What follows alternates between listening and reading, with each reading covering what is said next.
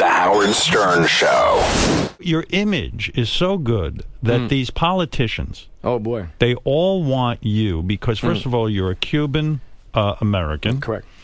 Your mom and dad came from Cuba, right? They met here in this country, but they came over from Cuba. How did they get here?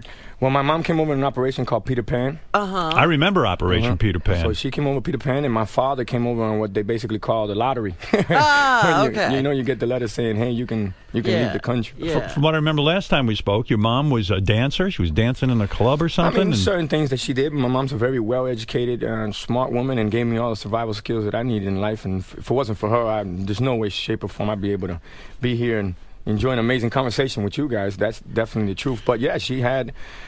not only did she deal with that, she dealt with my father at the time in the 80s where he brought over boats in the Mariel boat lift, and we all know what was going on in Miami in the 80s. Would you perform in Cuba now that the sort of these embargoes have been lifted and performers can go? Would you go there? Or I can't wait to be able to perform in Cuba, but I'm going to let all the hype, you know, kind of let everybody go over there and enjoy it and do what they're going to do because they're going to try to milk it, which they're doing already. Right.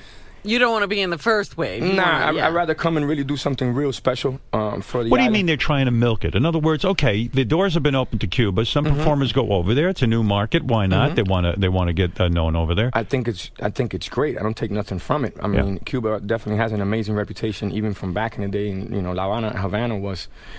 if you ask me, what spawned the idea for Las Vegas. Right. So being that it was 45 minutes from the States, you had everybody from the mob to celebrities down there. Everyone went there. It was the playground for people in the United States. Which is happening all over again. History is starting to repeat itself. Is it happening all over again? In what way? I mean, the Castro regime is still firmly in place, even though Fidel is gone. His brother's in charge. Exactly. But his brother... Raul. Yeah, he's more, how should I say... Liberal? Nah. I'm looking for the right words, but you know, when we start talking these Castro guys, it gets interesting. Right. But I'm sure your mother. Is he more like a guy you could talk to, Raul? Nah, I think that he's just more. He likes the business side of things. Right. He's looking to expand their economy, which is in big trouble. Right. Always been in big trouble. Yeah. Always been in big trouble, but nevertheless, they always kind of stuck to not doing business with the United States or trying to open up diplomatic channels. Those were all deals that a lot of things happen out. If you ask me, when you have what happened with Kennedy, man, he rest in peace, and you had the Bay of Pigs, and that went down, and those are certain. I think he was playing chess. When you talk about Fidel Castro, when you talk about the Russian missile crisis. When you grew up, though, did your parents were probably firmly anti-Castro and hated his regime, I would assume. Well, there's two things. My abuela, my grandmother.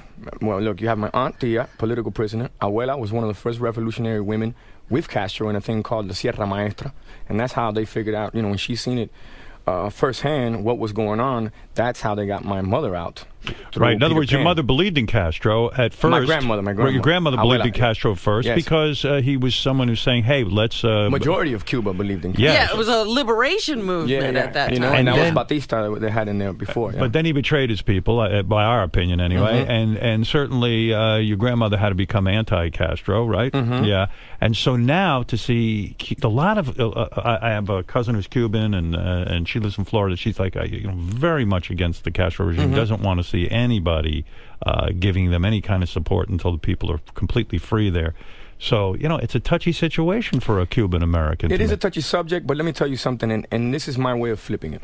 So when I speak to my kids, I always, look, if you don't know where you're from, you don't know where you're going. If you don't stand for something, you fall for anything. So with the kids, I always try to give them their roots and tell them the stories on what's happened within the family. But one thing I want to be able to, I've been putting in myself, I want you to understand the history. But when people talk about Castro, I want you to hit them with, who is that guy? You know, and I just think that talking about Castro for so many years within our culture has given him that power and that clout, and I think he loves it. So for him to be able to sit back and either read articles or see things that the United States have been talking about, then he, in his chessboard, he said checkmate.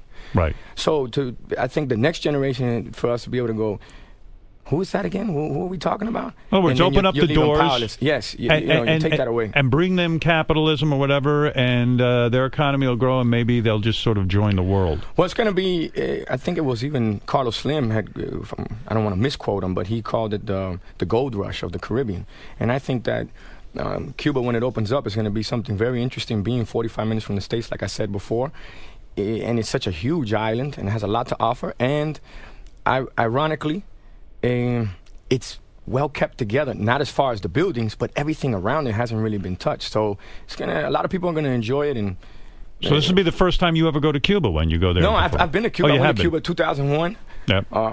I kind of knew where the career was going, and I wanted to do it before any politician or anybody could talk about me going to Cuba. The way I looked at it is, I just wanted to see, wow, where my people are from and why we are so passionate about our culture. The Howard Stern Show.